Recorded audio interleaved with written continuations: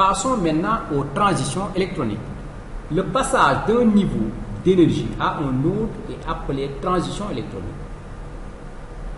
Au cours d'une transition, l'atome change de niveau d'énergie. D'abord, absorption de photons ou excitation. Un atome d'un gaz peut être excité par l'absorption d'un photon. La transition de l'atome d'un niveau d'énergie En à un niveau d'énergie EP supérieur est possible. L'énergie du photon absorbé est alors E égale EP moins En. Ce diagramme nous montre cette transition avec cette flèche rouge avec l'absorption d'un photon. E égale H nu NP égale aussi à HC sur lambda NP. Nu NP et lambda NP sont la fréquence et la longueur d'onde du photon absorbé. Émission de photons ou des excitations. Les atomes ainsi excités par l'absorption se désexcitent immédiatement en émettant un ou des photons de même énergie que ceux qu'ils ont absorbés. Le niveau d'énergie de l'atome passe alors de EP à En avec EP supérieur à En. Le diagramme suivant le montre. Diagramme du niveau d'énergie. Passage du niveau EP au niveau de rang En. Avec bien sûr émission d'un photon. L'énergie du photon émis au cours de cette transition décroissante est E égale EP moins En avec E égale H nu NP qui égale aussi à HC sur lambda NP. Série des raies d'émission. Les raies d'émission correspondant aux transitions du niveau de rang P au niveau de rang N avec N inférieur à P, En inférieur à EP. Ces transitions produisent des radiations de fréquence nu NP données par la relation EP moins En égale H nu NP. Avec la relation qu'on avait vue précédemment, ces transformations donnent EP moins En égale E0 facteur de 1 sur N au carré moins 1 sur P au carré. On avait vu aussi EP moins En égale HC sur lambda.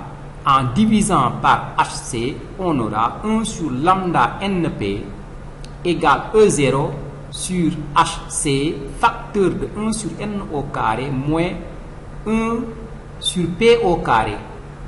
Vous le voyez, E0 sur HC est une constante qu'on a appelée constante Rydberg.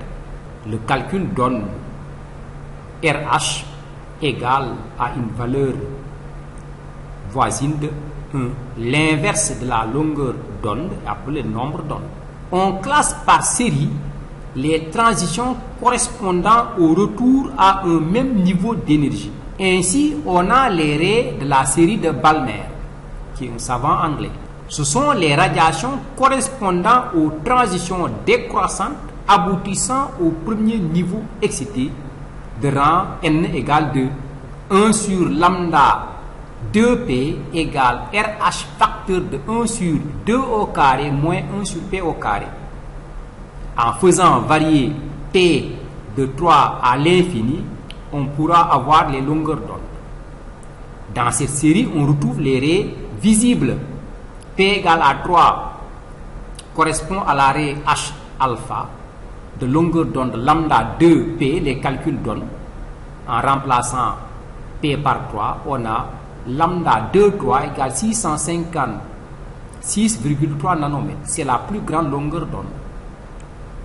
Pour P égale à 4, on a la raie H bêta qu'on avait vu au début, qui a une longueur d'onde de 486,1 nanomètres.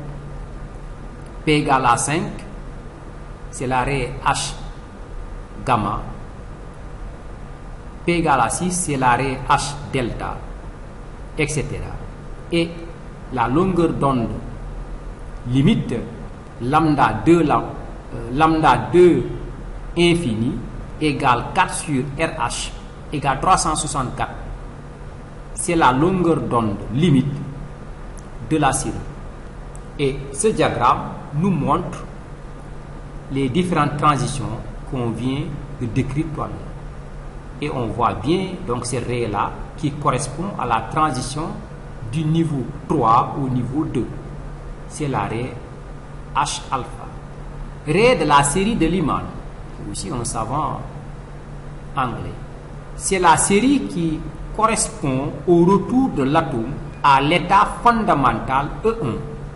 1 sur lambda 1P égale RH facteur de 1 sur 1 au carré moins 1 sur P au carré, qui donne RH facteur de 1 moins 1 sur P au carré.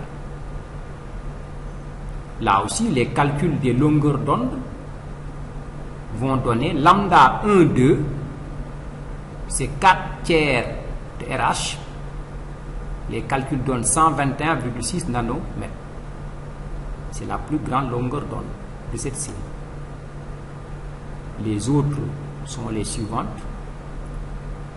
Et la longueur d'onde limite, c'est 1 sur RH égale à 91,2 nanomètres.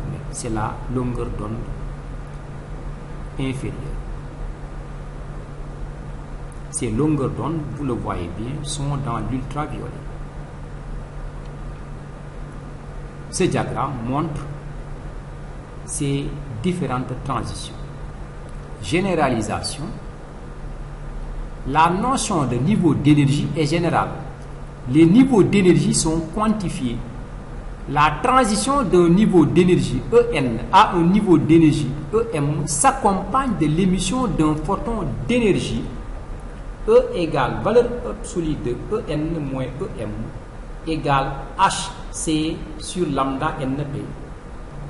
On rappelle qu'une transition correspondant à une modification, rappelons qu'une transition correspond à une modification de la configuration. En se désexcitant, l'atome émet un photon et fournit la même quantité d'énergie E au milieu ambiant.